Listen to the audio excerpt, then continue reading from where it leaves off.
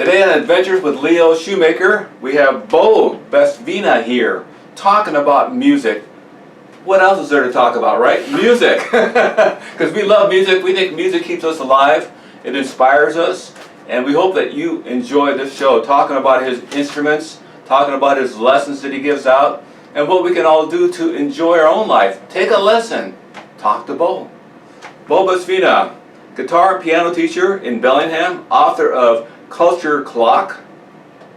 You can go to flowmusiclessons.com. You're also a ukulele teacher. You're starting a group of ukulele players Sundays at the Firehouse over here in Bellingham, right? Yeah, it starts this Sunday at 10 a.m. at the Firehouse. It's a ukulele class. I did one for free at the library a couple months ago, and it filled up real quick. Good. And so I thought, why not try it again? And I've got about, I think 7 or 8 people have registered so far for the class, and hoping some more will show up. And if you can't make the first day, it's going to be every Sunday in March, 10 a.m. at the Firehouse, and you'll find it on flowmusiclessons.com. Flowmusiclessons.com is the place to go to. Now, there are many reasons people want to learn to play a musical instrument. What are some of them? Oh, wow, yeah, the first one is emotional expression, right? Being able to, I think, giving a sound to our feelings. I think about painting as giving color to our feelings, and with sound, there's so much you can communicate that you just can't sometimes get across with words. So that's a big one. I think another one is it's a place where we can create and feel empowered. And when I started this business, I was actually thinking about when I had started playing guitar as a teenager, and how I was not in a very great spot. I had a lot of big feelings, a lot of big losses in my family, and music and the guitar in particular was a place where I could go and create and feel like I felt empowered, like I could really do something about my life, and I was competent at it pretty quickly. I was able to do it. It felt like it was a confidence builder for me, and I think anybody can learn music. And I think that when I see somebody get something and they smile and they feel like accomplished, that brings me a lot of joy. Did anybody in your family play music? Oh yeah, I've got a whole line on my dad's side of the family that all like bluegrass and blues, fiddle players, guitar players, and not really anybody on my mom's side. Oddly enough though, my nephew on my mom's side, he plays piano great, and it was like, where did you get that gene, so It's kind of funny.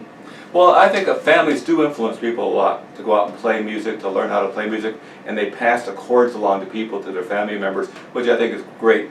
And there's a study about dementia, that if you have music in your life, it'll wake you up more or keep you going without fading off. And I think it's an important study, and I think you're doing a good job of doing that. Do you find a lot of older people come over to your lessons? Yeah, I definitely have some older folks coming in, and they have said that exact thing. I want to make sure, I want to ward off dementia for a little while, and so that's part of what they're thinking, and they want to have fun. Oh yeah, fun, and it's an important part. You become part of the community. You become a musician. You can go every place you go. You go to a fire pit and bring a guitar or ukulele, and you can play with everybody. And the most important thing, I think, and you probably agree with this, is if you play with other people, you get better. Yeah, that's absolutely it. Every time I play with other people, I learn and I think about what I can do differently and how I can improve, and it's a lifelong journey, Do you remember your first chords on the guitar? Yeah, G, C, and D. I hear a lot about G is really hard, right? Yeah, I don't know. What was the hardest? I don't know if it was G. F was kind of harder for me, I think. Was it? Yeah. You got to get your fingers all in a different spot. Yeah. We're talking to Bo Bestvina about his music, his life, and how he wants to inspire you to go out there and enjoy yourself, to have fun, to meet new people, which is important, right? Absolutely. And you have people you can hang out with, take your guitar over to their house, say, let's play some music. And there's a lot of things that are important about music. How many instruments do you have? Like guitars? How many guitars do you have? Oh boy, if we were just to talk about guitars, back here I've got 3, acoustic, electric, and a bass, 5-string. You can't see them, but right here I've got my number 4. I've got a few in the closet. I got a couple in the closet. Do you really? I've got. What is that? This is a bouzouki. And, I've never seen a bouzouki before. It's out of tune a little bit, but it's basically a. It's like a Turkish instrument. It's also well known in like Irish Celtic music. It's a lot like a mandolin, but with a long neck. It's a beautiful design on the front and the back. What kind of wood is that? I don't know what kind of wood that is, Leo, but yeah, I'll show you the design. Yeah, isn't that nice? Yeah. Yeah. Bo, you got some nice stuff here, and you also have a cigar box guitar. We were talking about that. I got that. Yeah. You know, they're important because that's what they used to make guitars out of in the South. They first start with a diddley bow, where they put a string on a broomstick or on the side of a house, and then they would use cigar boxes because that's all they had for a body for resonation. And you have a 4-string cigar box, so it's like a ukulele, right? Yeah. Yeah, in that sense, and I think I tuned it kind of open tuning. I guess I can grab it. It's kind of an open tuning, but yeah, that's interesting. I didn't know that they were doing these early on out of necessity. And you'll see that the guy who made it from Chico, he used a screw as the nut. Oh, look at that! There. Yeah, I see that. Yeah, yeah. That's pretty cool. Yeah. You gotta use what you got, right? You gotta use what you got. Yeah. There's a great movie called It Might Get Loud. Have you seen it yet? I've seen some clips from it. Yeah, Jimmy Page, Jack White. And the very opening scene, Jack White gets a piece of 2x4, string with one nail, string with another nail, and then puts a pickup and plugs it in.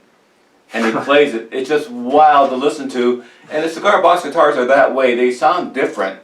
People manufacture their own guitars. Sometimes, if you're left-handed, you can't find a guitar that's left-handed, so you make your own, right? Right, exactly, yeah. Well, I like the one from Chico. What's his name? Oh, you know, I wish I would have known before. Yeah, you know, maybe we can find that. But yeah, actually, it's in Paradise, where he's from. So I bet if you Google, yeah. They had a big fire, and I hope his house was okay. But yeah, I think if you Googled cigar box guitars, Paradise, California, you might find them. And he probably grabbed all his guitars when the fire was hitting and ran outside. Right. There's a guy down south, C.D. Woodbury, that he got in a car wreck a couple months ago. And all his guitars were in the car, and the first thing he said after they pulled him out of the car, "Get my guitars." And the fireman did pull him out. And I go, that's what you gotta think of what's important, right? Right. So, now how do you teach someone that's just starting out how to play a guitar or a ukulele? Is there a chord? Is there a method? Well, since I'm teaching the ukulele class, we'll talk a little bit about ukulele first. You know, a lot of people, they start with they choose ukulele instead of guitar because it's a little simpler. There's 4 strings and the strings are nylon, so it might hurt a little bit less. It's going to hurt no matter what, you know, because you're going to be developing those calluses, right? And so it's going to take a little bit, but ukulele, it's a little bit less. On the ukulele, we have the lovely 1 fretted note C chord here. I know that one. You know that one? Yeah. Yeah. Yeah. And so, right, and so everybody seems, that's just like the very first chord, you know, and then you just work on, can you strum it? And then can you strum it with your finger? And then can you strum down, up, and down, up? And then maybe F. And then maybe G7. That G7C thing right there is beautiful because the G7 just goes right on to the C I'm trying to think of an analogy. Like a path. Yeah, like the trail down the mountain. Yeah, there you go. Yeah. And I always hear that the first song you should learn to tune your ukulele is My Dog Has Fleas. Have you heard that? My dog has fleas. Well, there is not an M note in music. So how do you tune your guitar? Good, what is it? Good cats eat ants. Oh, I didn't know that one. Yeah, that's, I mean, yeah, I don't know why, just is. Play it for us, just so you can see it. People will see it. G-C-E-A. Good cats eat I'll be darned. There you go. So you were mentioning nylon strings compared to steel strings. Yeah. I didn't know the difference. What is the difference? Is it really, you have to be stronger fingers? You have to have Yeah, more it's muscle? going to hurt a little bit more with those steel strings. And the nylon strings are not only on a ukulele, but those are what are on a classical guitar too. And so if you're starting on guitar, maybe you want to try a classical guitar. That's what I started when I was a teenager. Good one. I like that one. I never thought about that. Yeah. Are they more expensive? Sort of depends, but you might be able to find a cheap one for $100. Okay. You know, good. that's probably where I would start. Good. Yeah. We're talking to Bo Bespino about his music, how he teaches people how to play in a way that makes it easy for them, which is, some people have it, some people don't. Do you have students that never get it? Or do you make them push on and get it? That's an there are so many different types of students out there, and I have not seen a student with a desire who couldn't get something. If they had a desire to get it, I have never seen them not be able to get it. And be stubborn. Yeah, be stubborn about it, right? And practice. My daughter learned to play clarinet in 4th grade, and she came home and said she's going to take it up. I told her, you got to practice every day. Yeah. And she did. And she was great. Cool. So, Linda, good on you. Do you practice every day yourself? Even though you give lessons, do you play every day? Oh yeah, I play every day. My routine mostly looks like piano and guitar. And the piano is because I'd always been a songwriter, first and foremost, and I was always able to, write songs and play in rock bands and all that, and that was kind of my thing. And I gained this appreciation for music theory and for reading music. And so I've kept up with that by sitting down at the piano about a half hour a day. Mm-hmm. And then on the guitar, I kind of run scales for like 10 minutes a day. Excellent. That's about 40 minutes a day is about what I practice, yeah. Now, music is language, Mm-hmm. it's math, it's a whole other world. What is music theory? Music theory, I think, is a way to eloquently explain a lot of things that just come to us. When you listen to, I was listening to a lesson on the Beatles and how I think it was Let It Be, the intro guitar solo lands on parts of the solo land on notes that are within the chord. So what I mean by that is, like, if I'm on a G chord, that solo might go and land right when it lands. It might land right when that G chord is, and my solo, it might land right on that C. Now, when George Harrison wrote that solo, from what I was learning, he probably wasn't thinking that. He wasn't thinking, I'm going to play a solo that the note lands right on one of the chord tones of the solo perfectly, because that just, I don't even think he knew much about music theory. Music theory explains how people, it's sort of like putting a consciousness to what is otherwise kind of just more intuitive. And so it's just kind of a helpful aid. And again, as a songwriter, when I started learning theory, I go, oh, that's why I love doing that so much. That's why I love,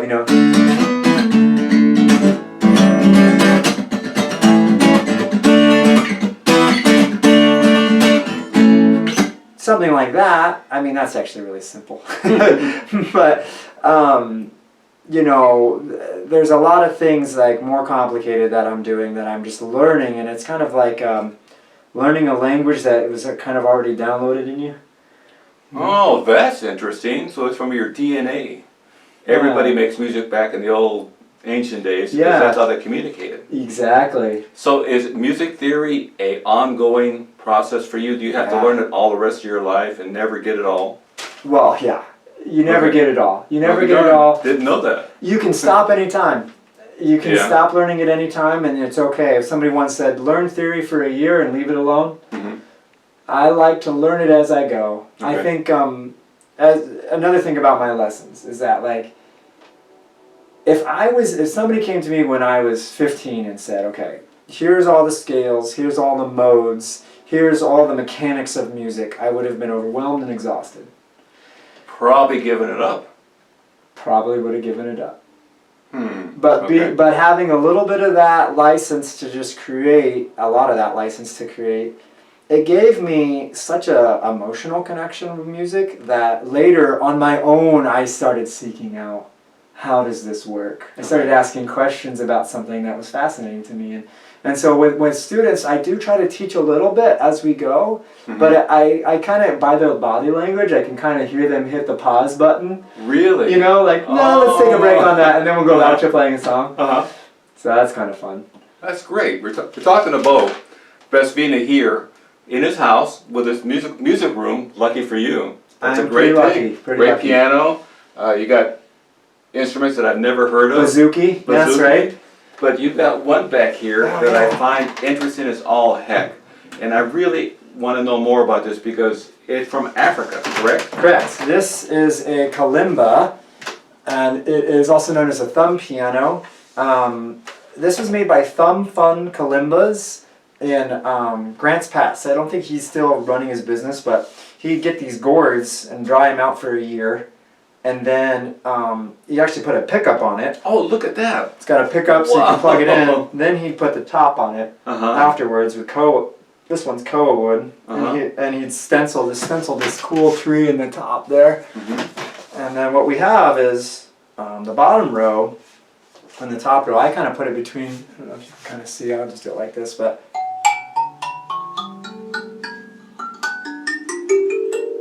And so we have that scale goes up, right, left, right, left. Oh, it does. Do, re, mi, fa, sol, la, ti, do. Do, re, mi, fa, sol, la, ti, do. Excellent. Yeah. That sounds really good.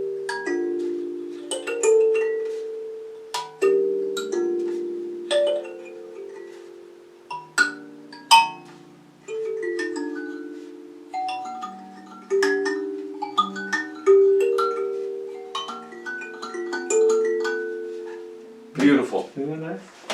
Bo Best Vina is telling you all about the instruments he has in his room. And what do you teach? Who do you? Well, if you have another one more, I just one wanted. more. Well, I wanted to put a plug in for this one. This is Jason Love Goodman donated this to me as part of a program that I'm running for the Juvenile Correction Center in Whatcom County. I bring instruments in there, and I reached out to him. Actually, he reached out to me. He found out about me through a music shop in town, and he made this and another one for the kids there. And so yeah, I just wanted to say thank you again, Jason. And this one's a little bit different. The tines are really close together, but it's brighter, huh? It's a little bit brighter, but it's nice.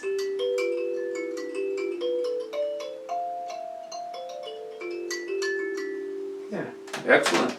Now you're talking about the program you have for the detention center. How do they feel when you first come in, the people in the detention center, and do they get it?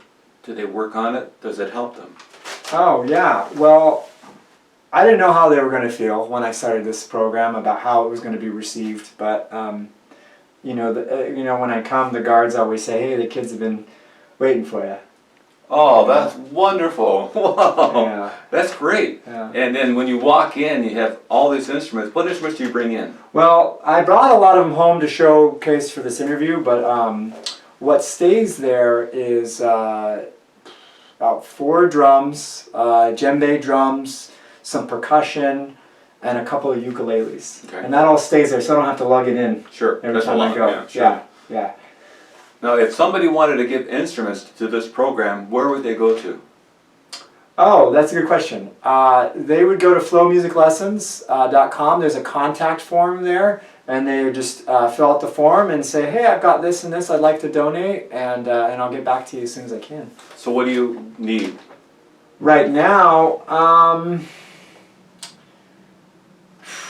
that's a good question, because we've got, I just recently got, I could probably use another djembe, djembe drum. Djembe. Yeah. Bo Best Vina's here. Give the drummer some, as James Brown used to say. What's that? James Brown. Oh yeah. Give the drummer some. You gotta listen to that when he says. Yeah, so this guy is really nice, but yeah, so this is a djembe. Pick it up here. Wow, it's beautifully carved in the bottom. Beautifully carved, and somebody, yeah, they donated this, and yeah, so what so when I first came in, I was just bringing guitars, right, and you'd get one kid there who just knew how to play guitar, and everybody was like, you know, a little bit taken aback by it. That put him up, and it made set such a precedent, and I think it made some of the kids back away, and so you know, my goal is inclusiveness, right? And so bringing these drums, it just lowers that barrier to entry. Everybody can play, right? If we all have drums, usually, you know, anybody will hop on a drum and not feel quite as self-conscious compared to a guitar. Because we all have a beat. We all have to beat within it somewhere. Right. Yeah. Even the heartbeat or something fast. Yeah. So there's a great story. Johnny Cash was going to Folsom Prison to make an album, Folsom Prison Blues, and before he got there, Merle Haggard, who was in jail, sent him a letter saying, "I wrote some songs. Here they are. Would you maybe play them?" So Johnny Cash had Merle Haggard sit in front, brought Merle up to sing the songs. And that inspired Merle to go, I'm going to be a musician. I'm going to stay out of trouble. No way. Yeah, isn't that a great story? So you're inspiring kids to get out of this rhythm, this area that they're in right now, and maybe direct them somewhere else, to meet up with a different class of people, maybe a different kind of people, people who are talented. Now, do the kids ever tell you that? Do they say, I feel empowered, I feel like I can play music? They show me. You know, they're never gonna, I mean, yeah, they'll say little things like, I can do it. I can do it. They'll say that, but really they show me with their enthusiasm, and when they get on the drum or the ukulele and they say, hey, I've been working on something, check it out, and they'll play it for me. Wow. And so, yeah. Does that give you a chill? Oh, yeah. Oh, yeah, of course. That's great, Bo. I'm so glad that you're doing this. Now, what is the method you use for people to follow that allows them to move forward? Do you have a method? Is there something in your head? You know, I've talked to a couple people about this, and with the drum circles, you know, a lot of it is playing rhythm games, like maybe it'll just be something as a call and response. I do something on the drum, and then the whole group will respond to me, and then somebody else will do something. But I give them some limits. So like maybe they have to do it in 2 beats. Ba ba ba ba ba ba ba ba ba ba ba ba ba ba ba ba ba. You know, they might do some solo within just those 2. Ba ba ba ba ba, and then go on to somebody else, and somebody might just go ba, and they might just hit it once because they're nervous to do something, right? And that's fine. We move on.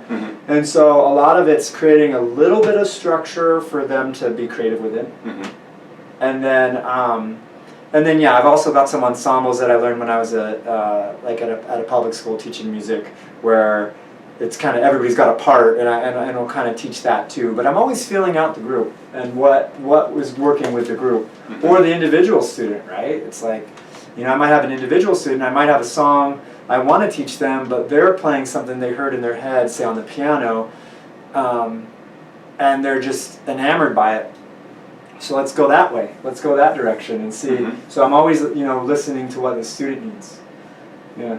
Do people write original music when you're with them, when they're inspired by you? Do you ever hear anybody, look, this is what I just wrote?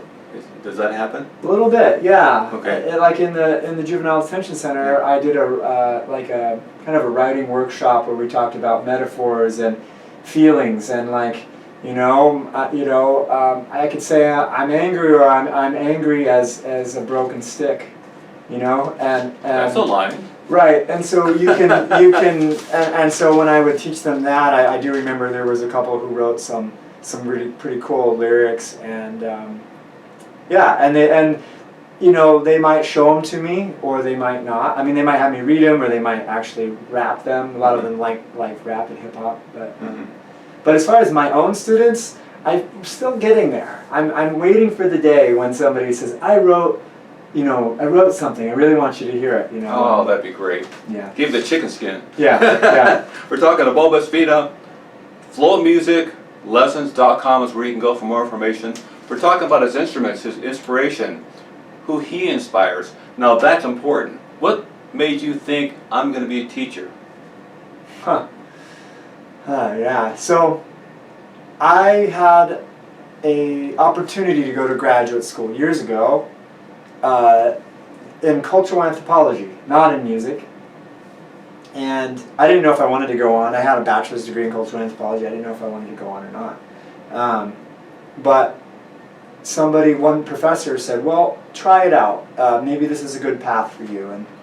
And so I got to Oregon State University, and as part of the whole package deal is you have to teach. So if you're going to go to graduate school, you have to have a teaching assistantship in which you're teaching from their materials and their curriculum and all that, but you got to teach, and that helps the financial costs go down, but it's just part of the deal. It throws you in the breach. Just throws you right in. I want to be a professional, I have to teach. Yeah. That's perfect. I love that. Now, in Bellingham, Washington, or around this area, do you go to schools and teach?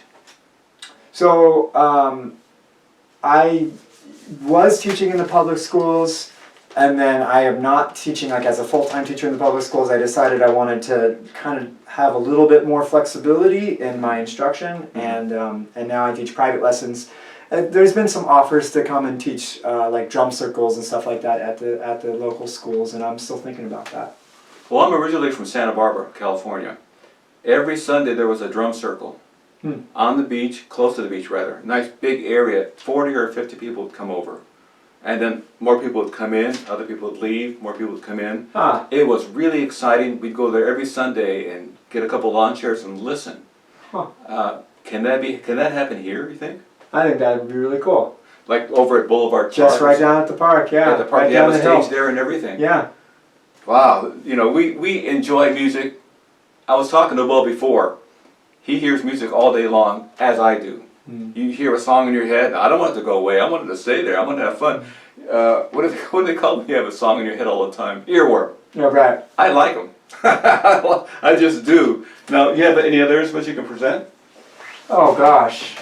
You have the little drums there. What do you call those? Drums. These are, well, this one I think is a form of I think that's a conga, but this is another djembe I wanted to show that's kind of cool. It's a short one, but it looks very, very handmade. Look at the inside of that. Oh yeah, look at that. Yeah. Kind of raw. Yeah, exactly. Yeah, it's not in a conveyor belt. Maybe it'll give it more tunes or a different kind of sound.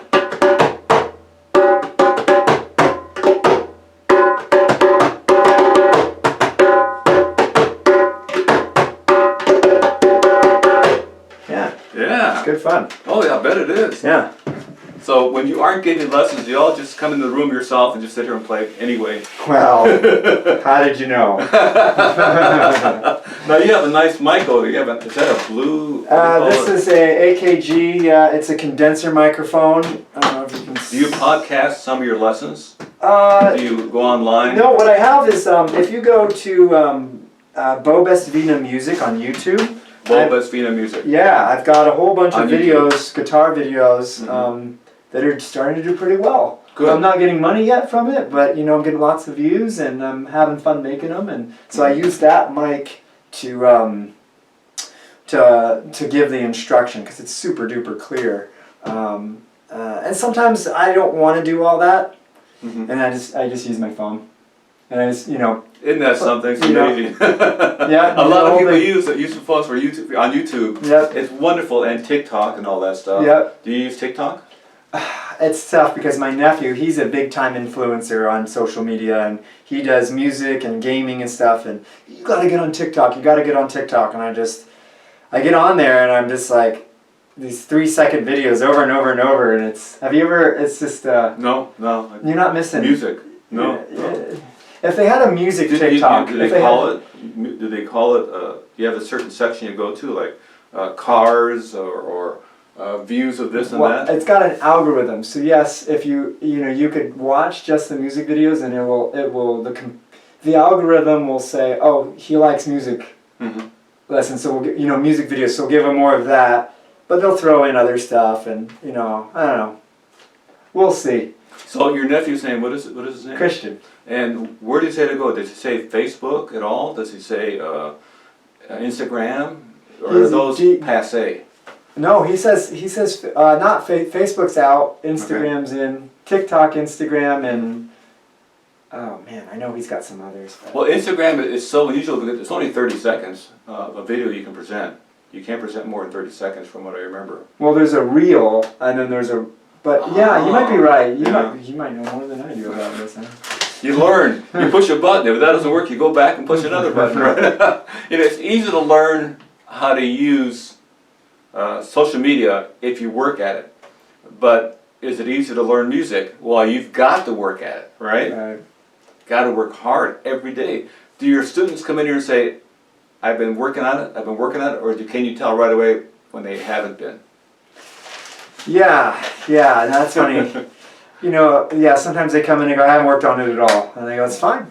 Let's see what we can do today. Good. Let's figure out something. You're here now. Yeah. So let's dive in. And, because I have adult students, some of them, they just work gets in the way, They get so busy and tired.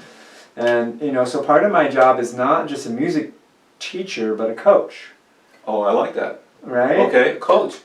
And so we all have hurdles, we all have barriers.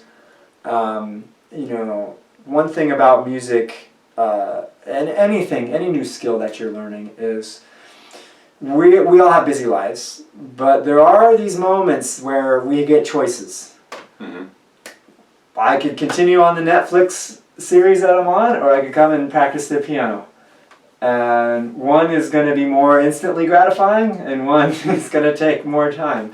Mm-hmm. And so there's just choices, And so, but that being said, if we don't get time to practice, I never make anybody feel like ashamed or bad. We just kind of go with it. There was a really great movie, an independent movie, where a guy had a wife who played piano all the time. She passed away, but she used to play music, her own compositions, and he tried to learn it. Huh. And eventually he said, I give up, because he went to take lessons, and he started playing Congo drum. And he said, I can do this. So sometimes you have to go a different direction. If you want to do something, sometimes you have to go off a little bit, right? Right. Now your lessons over at the firehouse are starting this Sunday at what time? 10 a.m. And is there a fee? It's $100 for all four of them. For 4 lessons? Yep. That's cheap. That's inexpensive. Where can we go to get more information about that? flowmusiclessons.com. Okay, so That's where it show all up. is, yeah. Do they have to bring their own ukulele? You do. Good question. You got to bring your own. If I wish I had one for you, but you got to bring your own. Okay. Website again. flowmusiclessons.com. And you mentioned a YouTube channel.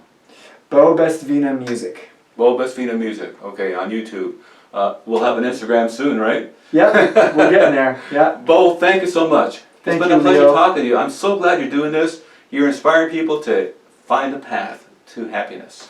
I appreciate that very much, Leo. Thanks for having me.